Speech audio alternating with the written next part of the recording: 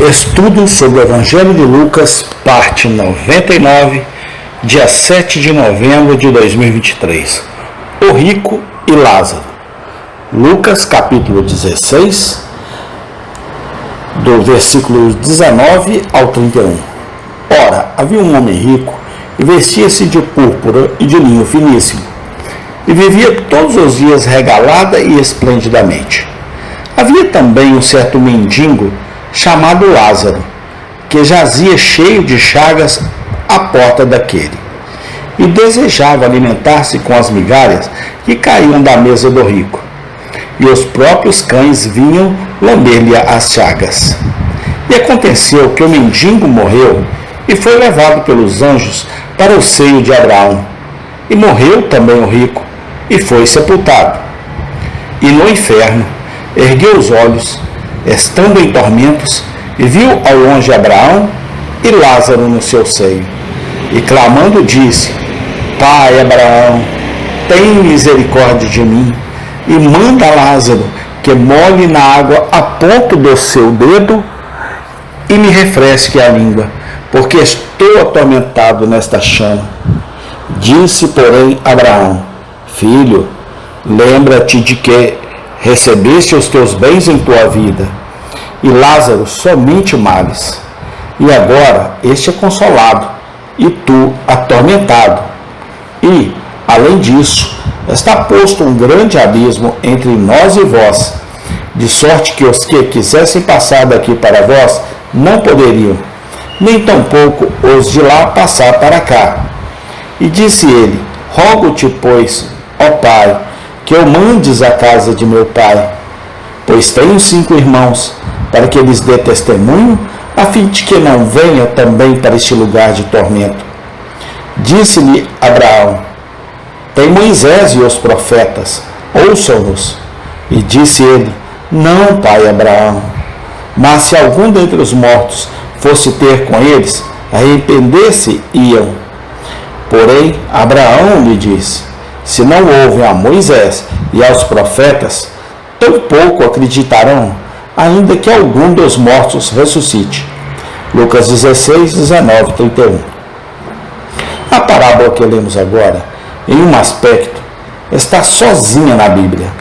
É a única passagem da Escritura que descreve os sentimentos dos não convertidos após a morte.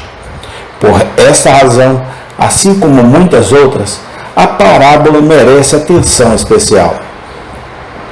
Aprendemos, em primeiro lugar, com esta parábola, que a condição humana, mundana, de um homem não é um teste de seu estado aos olhos de Deus. O Senhor Jesus descreve-nos 2 homens, dos quais um era muito rico e o outro muito pobre. O único se saiu suntuosamente todos os dias. O homem era um mero mendigo, que não tinha nada que pudesse chamar de seu. E, no entanto, desses 2, o pobre tinha graça e o rico não tinha. O pobre vivia pela fé e andava nos passos de Abraão. O homem rico era um mundano, irrefletido e egoísta, morto em delitos e pecados. Nunca cedamos a ideia comum de que os homens devem ser avaliados de acordo com a sua renda, e que o homem que tem mais dinheiro é aquele que deve ser o mais estimado. Não há autoridade para esta noção na Bíblia. O ensino geral das Escrituras é categoricamente oposto a isso. Não muitos sábios, nem muitos poderosos, nem muitos nobres são chamados. 1 Coríntios 1, 26. Não se glorie o rico nas suas riquezas, mas quem se gloriar, glorie-se nisso, que ele me conhece e me entende. Jeremias 9, 24. A riqueza não é sinal do favor de Deus. A pobreza não é marca do desagrado de Deus. Aqueles a quem Deus justifica e glorifica raramente são os ricos deste mundo. Se medimos os homens como Deus os mede, então devemos valorizá-los de acordo com a sua graça. Aprendemos em segundo lugar, com esta parábola, que a morte é o fim comum ao qual todas as classes da humanidade devem chegar. As provações do mendigo e o sumptuoso destino do homem rico igualmente cessaram por fim. Chegou um momento em que ambos morreram. Todos vão para um lugar. Eclesiastes 3:20. A morte é um grande fato que todos reconhecem, mas poucos parecem ponderar. A maioria dos homens e mulheres come, bebe, fala e planeja, como se fosse viver na terra para sempre. O verdadeiro cristão deve estar alerta contra esse espírito. Aquele que quer viver bem, disse um grande teólogo, deveria muitas vezes pensar em seu último dia e torná-lo seu guardião da companhia. Contra a murmuração, descontentamento e inveja, no estado de pobreza, e contra o orgulho, a autossuficiência e a arrogância na posse da riqueza. Há poucos antídotos melhores do que a lembrança da morte. O mendigo morreu e suas necessidades corporais chegaram ao fim. O homem rico morreu e sua festa foi interrompida para sempre. Aprendemos em terceiro lugar com esta parábola que as almas dos crentes são especialmente cuidadas por Deus na hora da morte. O Senhor Jesus nos diz que quando o mendigo morreu, ele foi levado pelos anjos ao seio de Abraão. Há algo muito reconfortante nesta expressão.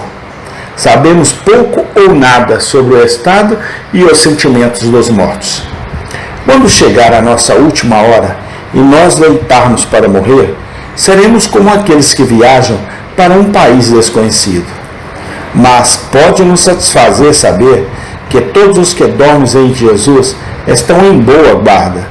Eles não são vagabundos sem lar, entre a hora da morte e o dia da ressurreição. Eles estão em repouso, no meio de amigos, com todos os que tiveram a mesma fé com Abraão.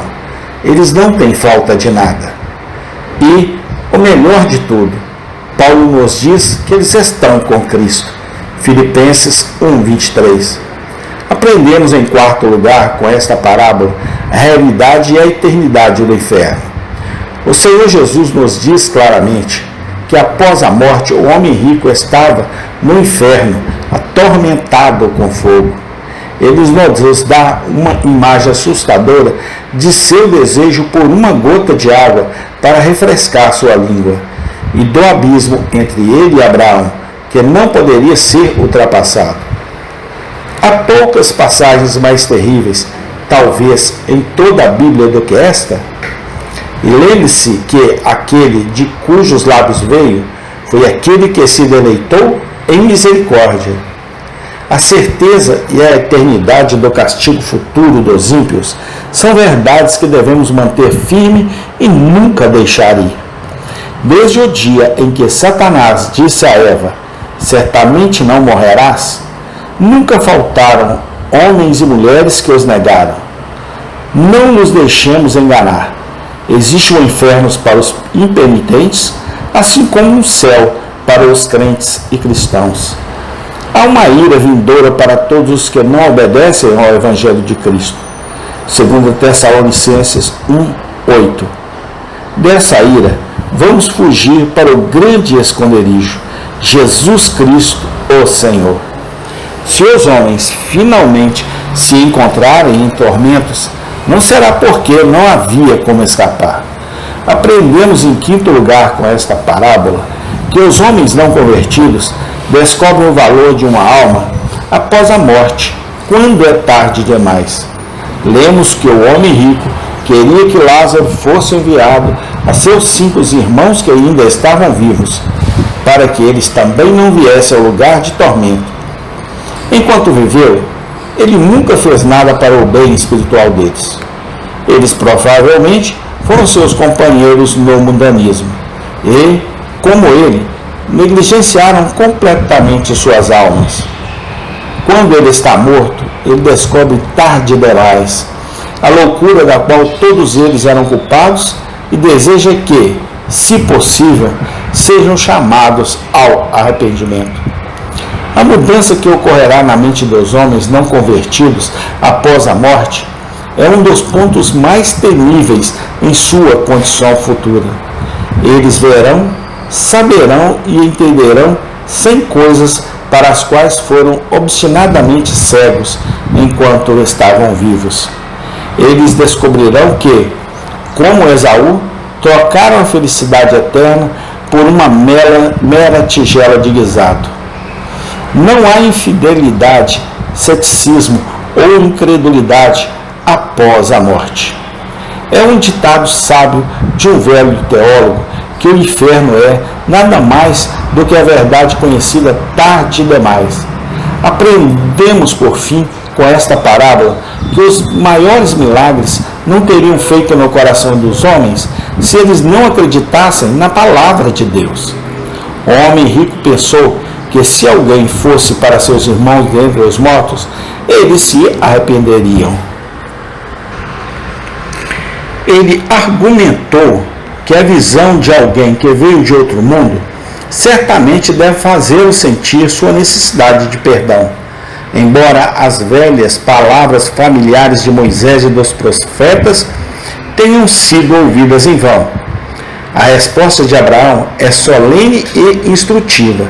Se eles não ouvem a Moisés e aos profetas, também não serão persuadidos, ainda que alguém ressuscite dos mortos. O princípio estabelecido nestas palavras é de profunda importância. As Escrituras contêm tudo o que precisamos saber para sermos salvos. É um mensageiro do mundo além túmulo. Nada poderia acrescentar a elas. Não é mais evidência que é necessário para fazer os homens se arrependerem, mas mais corações e vontade para fazer uso do que eles já sabem. Se os mortos se levantassem de seus túmulos para nos instruir, eles não poderiam nos dizer nada além do que a Bíblia já contém. Depois que a primeira novidade de seu testemunho se esgotou, não nos importaríamos mais com suas palavras do que com as palavras de qualquer outro.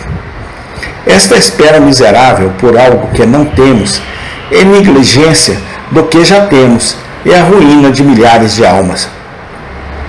Fé simples nas Escrituras que já possuímos é a primeira coisa necessária para a salvação. O homem que tem a Bíblia e pode lê-la e ainda assim esperar por mais evidências antes de se tornar um cristão decidido, está apenas enganando a si mesmo. A menos que ele desperte de sua ilusão, ele morrerá em seus pecados e estará para sempre nos tormentos do inferno. Amém. Tem continuação. Ó Pai, no nome do Senhor Jesus Cristo, eu lhe rogo, lhe peço, te clamo. Nos abençoe, Pai. Toque nos corações, desperte as pessoas, Senhor, para que nós possamos, através da Tua santa palavra bíblica, Pai, e no nome do Senhor Jesus Cristo, retirar muitos das chamas do inferno, Pai. Nos ajude nessa obra, Senhor. No nome do Senhor Jesus Cristo. Amém e amém.